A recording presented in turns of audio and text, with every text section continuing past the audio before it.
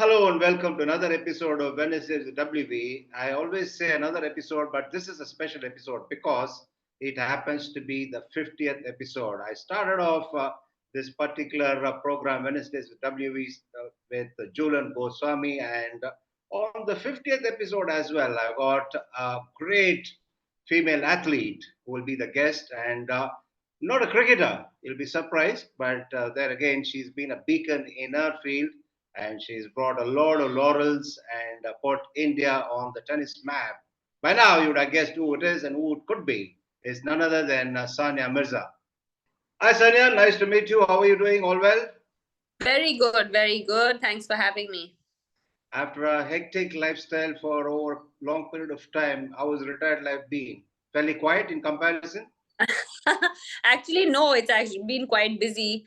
I'm not one of those people. I would like to think of myself as someone who doesn't like to do a lot, but I think subconsciously love filling myself with things. So I've been doing many things after retirement. So actually, last month was the first month that I actually took off. I didn't do anything. I was at home in Hyderabad, and I literally was waking up without an alarm, doing whatever I wanted, which seemed like luxury after years and years. So yeah, but besides that, I'm always looking forward to new challenges and new sort of new escapades to do, because I just feel like I'm not really someone who gets satisfied, so I just like to keep going. Not a surprise at all. Priceless month you had, and of course, it would have been priceless for your son as well. He gets to spend a lot of time with you now. Yeah, it does actually. That was one of the reasons that the decision that I made to retire. I mean, besides other reasons of my body and injuries, and the fact that I've been playing for over 20 years professionally, but it was more to do with just my priorities. I felt had changed, and for me, I felt that if I'm not able to do 100% at what I anything in life, I don't like to do it. That's just the person that I am. And we all know that to be at the highest level of any sport requires to give more than 100% every time that you step on the practice court or on the field. So yeah, so for me, that was one of the key factors as to why I made that decision of sort of saying, okay, maybe it's time to look at other things and enjoy other things in life. Why not? Your success at just about everything, a bit of strife, a lot of success, quite a few tribulations and triumphs as well. If you look back on it, how would you describe it? I think as a 6-year-old girl, if somebody told me that this is the career you're going to have and this is what you're going to achieve at the end of the career, you're going to be, playing at the top of the game, um, of the sport that you've chosen for 20 years, I would have taken it with both hands. I mean, at the end of the day, we as a family set out to do something that was in many ways it was in many ways it's path breaking. It was completely mad at times. It was completely delusional also, people thought. So those were certain things that we set out to do something that had never been done before from this part of the world by a young girl. And so for me, I feel so happy and I feel so satisfied with the fact of where we were able to come. I think I was able to achieve most of my dreams and more. There were some things that I never thought that I would be able to do, and I was able to do them. So Path breaking till the end, Sanya. Your return to tennis after becoming a mother must have been really demanding and simply really admirable. One can only admire, they can't really have an idea of what it is you had to do. How did you meet the demands of various roles? well, it was I think it's about time management. It's about a lot of time management. It's a lot to do with also the way that you see things. For me, after I never announced retirement when I got pregnant, because I never thought at that point that I didn't think that for sure that I was going to come back, but I was not for sure that I was going to stop. I felt like I was not done yet. But I wanted to be a mom, and that was very important to me as well at that point. So I think this is for women who believe that if you choose a career, you can't have it all. I think you can have it all. I think that you just need to be able to manage it, as well as possible. I was very lucky to have a very supportive family. I had a good support system around me who helped me achieve so many of my dreams before and after I became a mother. But after I became a mother, obviously physically it's very challenging to come back and all that, but it also takes a huge toll emotionally, because like I said, your priorities are different after you become a mom. Suddenly losing a tennis match doesn't seem like the worst thing in the world.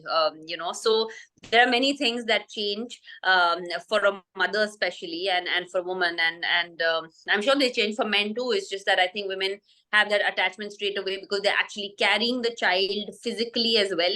So that sort of bond is very, very hard, and it's hard to say, okay, I'm going to take time away, I'm going to go away for a couple of weeks, train, because with a young toddler or a young baby, it's very difficult to get proper sleep, get proper rest, and in our kind of job, you need all that is part of the job. It's part of the job to sleep 8 hours a night. I know it sounds, maybe for someone who goes to office, it may not sound like it's a big deal, but it really is, because if you're not able to get that rest in, you're not able to put in the effort, enable to be the best version of what you can be. So there are many challenges like that you face, and also just physically, I mean, it's very hard because your body changes, and there are some parts of your body that just never become the same again. I mean, I, for example, became my muscle, I hurt my calf after I became a mom, and before that I never had a problem with my calf. And till the moment that I retired, I had a problem with the calf. So for 5 years, I struggled with the calf, and that's just, my body changed, and it just never, let me get back to that. So there are so many, and then obviously there are these cultural battles that we're always fighting as women, right? That's something that goes without saying. But even if I felt like, for me, one of the main motives to come back was the fact that I thought, when my son begins to understand, that he'll be proud of the fact that his mother didn't stop following her dreams because she had him. He was, and I think that becoming a mother should be a beginning of a life. It should not be an end of a life. You can still love yourself. You can still follow your dreams. You can still take out a few hours for yourself. It doesn't make you a bad person or a bad mother. And I think, our society is so easy to tell women, oh my God, you're leaving. Even I was told, oh, you're leaving your child with the nanny, like, where is your, or with my mom or somebody. And I said, yeah, but it's okay. I mean, nothing's going to happen if he stays like for 2 hours with somebody else. Like, nothing's going to change. So there are certain cultural things that you fight. So there's battles all along, not just internally but externally as well. From what I've seen of you, heard of you, and read about you, you've been extremely pragmatic. Is it been an inherent quality or is it an acquired one? No, I think that this is just who I am. I like to be honest, and I like to be honest with myself firstly, before anything else. I like to be honest with myself. When I go to bed at night, I need to know that I have been honest, and as honest as possible. Um, and while doing that, I think that there's a lot of things that happen, and being a public figure and becoming a public figure at a very young age, there were many things that I said as is, and I do say as is. It's just different at 36 when you say something, and it's different when you say it at 17 or 16. It's people's perception that has really changed. So this is something that I just who I am, and I feel like I have to try to stand up for what I don't believe is right. I have to try and say things that I don't think are correct, and I have to try and stand up for the right. I feel like we're all here for a larger purpose than just to hit tennis balls. I think that it's not a coincidence that I've been put into this position in life, with people following and fans and all this. I don't think that it's not just by chance. It doesn't work like that. Why was I put there and not the other 1.3 billion people? So I feel like I have a responsibility to speak up and to say things, right and wrong, as honestly as I can. What was it having a father as a coach? It was interesting, most times challenging, some like any other father-daughter relationship, I think. And I had many coaches along the way, but my father was the one who was kind of always there. Um, Amazingly enough, we didn't have that many disagreements. You would imagine that with someone that you're related by blood, you would have a lot more disagreements because the comfort level is different and the boundaries are a little bit blurred. But we didn't. We saw tennis and we saw sport in a pretty similar way, and I think that really helped. And I think that's what really clicked as well at the end of the day. And I think it helped that he came from a very large understanding of sport, and he came from a lot of learning of sport by himself, by reading, by journaling. There are many things that he used to do related to sport, as you know. So I think that so it was actually not complicated at all, and it was quite okay. It was, and we came out still liking each other, which is great, because a lot of those kind of relationships go to the dumps usually, but we didn't. So that was good. Opting to play in the senior circuit, even though you're eligible to play in the junior level, was a great decision. Just talk us through that. The thing was that I was even, when I was 12 years old, I won this. I remember at that point we used to have something called zonals, and after the zonals, we used to play the masters. And when I was 12, I won the under 14 and under 16 on the same day, in Delhi, I remember. And I was always just better for my age, so like it was just, I mean, when I was 8, I beat a 16-year-old. When I was 12, I was winning nationals at, of under 16. So I was always better. And I started to, I mean, my parents recognized that, but eventually I started to have an understanding of that as well. And I realized also, and together we realized that the only way to move forward, uh, move forward, not just in terms of the standard that we were following, but to move forward and to leap that standard of what was set for women's tennis back then. We had to do things differently. We couldn't just follow the norm that, oh, if you're 16, then you play only under 16, and if you're 18. I was better than the age group that I was playing in. So at that time, the decision wasn't the hardest decision. Actually, it was actually quite a natural progression, because I had certain goals, and my goals were that, okay, when I'm 18, it would be nice to be, if I'm like top 50 in the world or top 100 in the world at that time. So those were the goals. So we were trying to chase those goals, and hence we had those decisions kind of just, they kind of happened. That wild card entry, and if I remember right, the tournament happened in Hyderabad, must have been very emotional and exciting as well. Yeah, actually, I won the tournament in doubles in 04, the year before that, and then as a wild card, and then I had a wild card in singles the year after, and obviously it was yeah, I mean, it just felt like a fairy tale, right? Like, I mean, there was no better script than that. I mean, for me to be able to have achieved those kind of things so early in my career, and then to do it at home in Hyderabad. And I remember there were like thousands, and by thousands I mean thousands of people outside. They had to put up, it was at LV Stadium at that point, and there was a cricket ground, obviously, right next to it, and they had to put up a screen in the cricket ground because they were not able to fit people in the 4,500 or 3,500 stadium that there was, and the entire cricket ground was full. And that was unheard of for a tennis match in India. It was just unheard of. And so I had my family there, I had my friends, I had everybody that meant something to me, watching me play and watching me win. And yeah, it just felt very, very special, and it just felt like a great sort of um, huge step and huge leap towards the things that were going to come.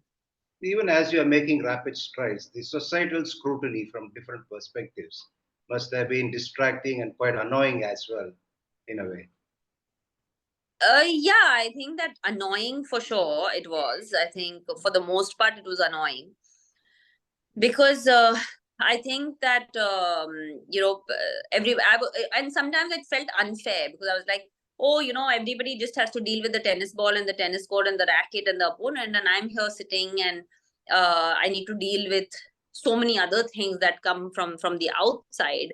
And I think that people actually underestimate how much women from this side of the world, when they choose something that is out of the box, need to deal with that. We deal with that on a daily basis, from the time that we are a child to when we become teenagers, to when we become young women, and then finally we become women. And we are questioned along the way about everything, every choice that we make, every life choice that happens.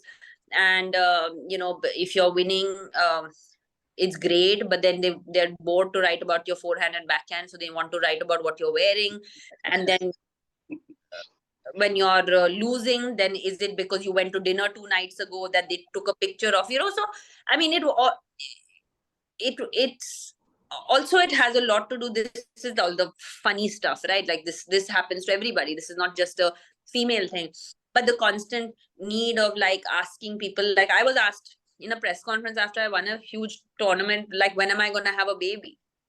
And that is just not something that you would ask a male athlete. You just don't do that, that doesn't occur to anyone. So those kind of things are because we come from a certain mindset that when you're a woman and you're a girl, like, you either like you have to go out and play with boys, like that's such a tomboy thing to do. You'll become dark, like who's going to marry you, like these kind of things are like, I mean, you're laughing, but I promise you it happens even today. Like It does. it does. And you've dealt with women athletes for so long, you obviously have seen it from close quarters, but it's highly irritating. It's highly irritating, and it's also not just irritating, but as it makes you question yourself, because as young athletes, you're also taking things as it's a challenge. What you're doing, it's very different. Like, people are not doing those kind of things. Obviously things have changed now since the time I'm talking about, but those questions still arise. Those questions still come up. But once you become something, then everybody is very quick to celebrate, and everybody is very quick to say, oh my God, like the daughter of the nation. But what have you done for that daughter of the nation, for so many years? So there are so many things that I think that have improved over the last 25 years, but we still have some ways to go in this part of the world, because we still see many women as for example, I have no idea how to cook. Like, I can barely heat water, and that's just something that I hate doing. Like, I don't want, it's not that I've not had the opportunity to learn, I just don't want to learn because I don't care about it. And I think that's okay. Like, that shouldn't be something that it's derived by what sex you are. Like, I mean, if you don't want to know how to cook, it's okay. Like, it's not a big deal. So I'm saying there are certain societal norms that are supposed to be followed and not done. And when somebody comes out, and as a young woman, you come out and you say, you know what, like, I want to do things differently, then you're labeled a rebel, which I was hardly a rebel. Actually, I was actually not at all a rebel. I mean, till date, when I go back to Hyderabad, I live with my parents. Like, how rebellious is that, So, I mean, I was so just because you speak your mind and do things differently, you get labeled as rebel. But if you're a guy, then you get a label as, oh, what a strong man and how driven he is. So that's the difference in, I guess, when you talk about what male athletes face and what women athletes face. Those are the challenges outside the profession. Now, the challenges within the profession. You got to the top 30, and then things are looking great. A wrist injury. You had to change your goalpost again. Yeah, I mean, actually, wrist injury came much later. I had 2 knee surgeries before that, and then I had the wrist. And I think that had a lot to do, my injuries had a lot to do with the fact that the base was not strong enough. Because when we were coming up, like, there was no actual place where we could be like, oh, we want to be a tennis player, what do we do? We had to kind of learn from our own mistakes. And the kids that were learning and training in a certain way when they were 9 or 10, I only started at 15, 16. So I was always playing catch up, for the rest of my life. So the base of my body in terms of the strength was just not strong enough. So no matter how much I worked, then I would overwork and sometimes injure myself as well. So at that time, when after the injury happened, I remember, like, when I decided to switch from singles to doubles, I think I was still about maybe 70 or 80 in the world. Like, I was around there, like I was still top 100. To put into perspective, that is still the best that anybody has been in ever, but for me at that point, I was like, this is not something that I want to do. I feel like I have the level to be top 30 or top 20, but I'm not able to do that because of my body. So I need to make a realistic decision as to whether I want to win Grand Slams and take some pressure off my body and then try and become number one in the world in doubles, or should I just be at my mediocre for myself, mediocre for my ability? Should I be 70, 80 or 90 in the world and struggle with my body? So that's where, and it was one of the hardest decisions that I had to make, to be very honest, because when you know you have the capability and abilities to be at a certain level, but you're unable to because of your body, it's a very difficult decision you need to make. So it was one of the hardest decisions, but obviously in hindsight, it was the best decision. 6 major titles. I'm sure everything, all of them are special. If you were to pick one out, which one would that be? I mean, I want to say that the first one was probably the most special, being with Mahesh and in Australia, and it was so early in my career. But the one that truly, even today, gives me goosebumps is the one at Wimbledon, because I think that was the one that, as any child picks up a tennis racket, any place in the world, their first goal is to play Wimbledon. And it's the mecca of tennis, and you sort of envision what it feels like to be on the green grass, and you envision it all your life. So to be able to walk out there and to be able to win, and then the way that we won, and the fashion that we won in, which went down as one of the best matches that has happened in the finals in women's doubles. So it was very special in many, many ways. Women of late have been doing extraordinarily well. They're having sensational success in sports. Do you think it's because of the system or despite the system? I think depends on which sport you're talking about. I think it's different for different sports, but I think that badminton has a great system. I think cricket is doing really well now, with BCCI getting so much more involved. But if there is a tennis player coming up, it is despite the system. So I just think that it just depends which sport that you're talking about.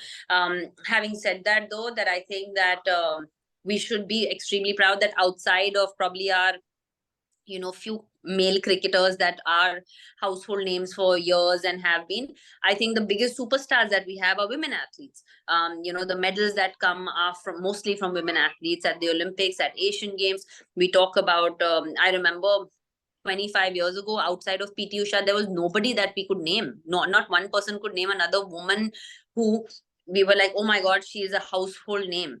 And today, you've got, you have a Saina, you have a Mary Kom, you have Deepa Karmakar, you have Sindhu. You can name at least 10 women athletes that have done things where people will recognize them. And I think that in itself speaks a lot of volume. So I think that also has to do with times changing. That also has a lot to do with more and more women becoming confident to take sport as a career. That, all those things also play a part over a period of 20-25 years. But I think there are some sports where the system is amazing, where the system is doing a lot for them. Unfortunately, tennis is not one of them. So we're hoping we'll get there one day. Drawing upon some of the names that you mentioned, Mithali Raj, yourself, Sindhu, Saina, everybody, great achievers, all from Hyderabad. What is it? And men, right? Like we've had a lot of amazing athletes from Hyderabad. I think that a lot of people ask me this question, and I honestly feel that Hyderabad used to be a pretty small, excuse me, used to be a pretty small city compared to like Mumbai and Delhi and Chennai and Bangalore. And I honestly think that we had lesser things to distract us when we were growing up. Like, I think that if you came from Mumbai, you had a lot more options in life. Like, you could do this, you could do that, you could, And in Hyderabad, I think that sport was given quite a lot of importance over years. It was schools really promoted sports. They helped. So it was like my school used to give me so many permissions to miss school and go and play tournaments. There was not a lot of schools who were doing that at that point. So I think that, and I also just believe that, with any government that we had, especially over the last 15 years, really did support sport. Like they supported athletes, they supported sport. And I think that, before it was Andhra, now it's Telangana, and it's always been sport heavy, men or women, whether it's cricketers, whether it's hockey players. We've had all sports, and we've had people win medals and win championships. So I think that we like our sport. I think we like our sport, and fortunately we happen to be good at it. Your involvement as a mentor in the WPL, what was that experience like? I mean, it was only a few days, first of all. So it was only like 4, 5 days. For me, when that opportunity came, honestly, sir, it was more about I felt that the experiences that I was able to have, and having been that person or that young girl at that point, to have done so many firsts in terms of also the way the I became in the media, and there were so many things, that has obviously now changed over time, and it's more common. But at that time, it wasn't. I felt that I had the experience to try to, or I could use my experience. I don't know if I had it, but I could use my experience to help younger girls and younger athletes who go through the same grind. And honestly, it doesn't matter which sport you come from, because every young woman athlete goes through the same kind of issues. I mean, like the societal issues that we were talking about, and then the pressures that come on the field or on the tennis court, the pressures that come off it when you don't perform. So all those things, I have experienced over a long period of time. So for me, it was a great opportunity to be able to share, and also learn, from these young girls, because they came from, I at least came from a city with an educated background of family, and parents and stuff. I mean, a lot of these girls came from, villages. Like, I mean, I can't even imagine the kind of questioning that has happened, and the challenges that they have faced, to trying to say that I want to play a sport that is mostly played by men. At least tennis is normally played. I mean, it's changed now, but 25 years ago, I mean, I honestly think that I would have played cricket if I was a boy, because I was a girl. My parents were like, is there really a future? I think that must have crossed their mind, because it doesn't make sense why I didn't play cricket, considering how much cricket there is in my family. So yeah, so it was a great experience for me as well, to be able to share those experiences with them. Talking of changes, the disparity in prize money, contract money, everything is gradually receding in the women's and the men's verticals. Has it come a bit too late, or it's better late than never?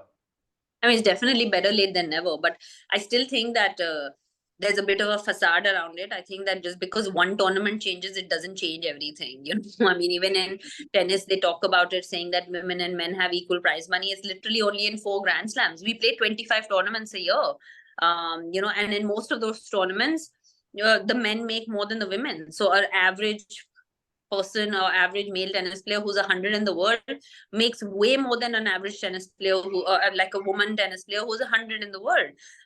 So yeah, sure, the disparity has become better, considering that when Billie Jean King started, it was $1 to play, and now it's equal prize money at Grand Slams. But it's still a bit of a facade. It is not equal prize money. People are not making equally. But yes, you're right, it is better late than never, and I do think that we are at least heading in the right direction. I still think we have some ways to go, but we are in that direction. Talking about heading in the right direction, where do you see women's tennis in the future? Indian women's tennis, at least. Well, uh, to be very honest, I feel like I should have a better answer to this, and it's been a long time where I've been asked the same question, and I've come up empty for 20 years. And even now, the other day, I met someone, and she said to me, I think it was yesterday, and she said, now you've stopped and you've left no successor. So it's unfortunate that, even like, and this person doesn't know anything about tennis, and she's saying that.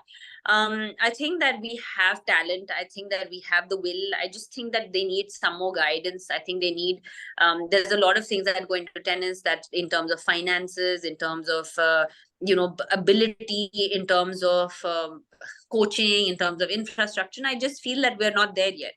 And I feel that it will take some time, but there are a couple of girls who are at least now getting into the qualies of Grand Slams. It would have been unfortunate if we had no representation at all. So hopefully, yeah, they can make that next step. If you were to be given carte blanche powers, what are the first two changes you'll make in the system? Well, I would first want people who understand tennis completely in the system. That would be the first. I mean, if not completely, even a little bit would be great. Understand the grind that goes into it. And I think secondly, I would try to get uh, people in the system that have actually played tennis and understood, and some of them who have failed, because I think that they understand what needs to be done differently better than the people that have succeeded. But I think it's important that they have tried, and I think that it's very important to have that, because only then will you be able to make the changes. Only then you will be able to, say that, um like today, if I have a child, I don't know what to do with the child if I want him or her to play tennis. Like, I don't know where I should go. Who is the best coach? Like, if he's good, what do I do with him? Where do I take him?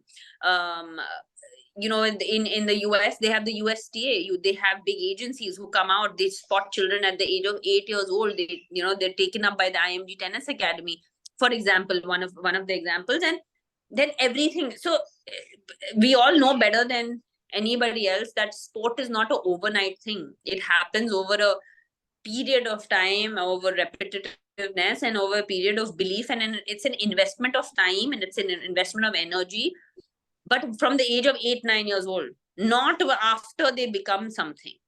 So I think that is the biggest change that needs to come, is that we need to start investing in kids when they are young.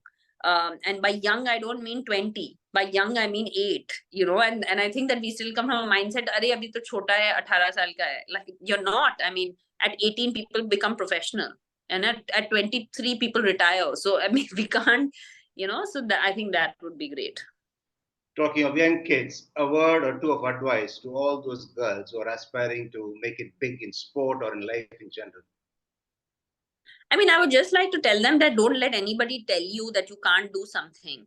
And, don't tell yourself you can't, because all our life as young girls, especially, we are told that we can't do something more than we can. You're constantly told, you can't sit like this, you can't wear this, you can't eat that, you can't stand up like this, you can't speak so loudly. And I think that, always believe in yourself, because I feel like, don't be, and don't be scared to take risks, and for things that you believe in. But most importantly, and I always say this to every child at any of my tennis academies, when I see them, I always ask them, "Are you having fun?" And if they say no, I tell the parents, don't bring the child.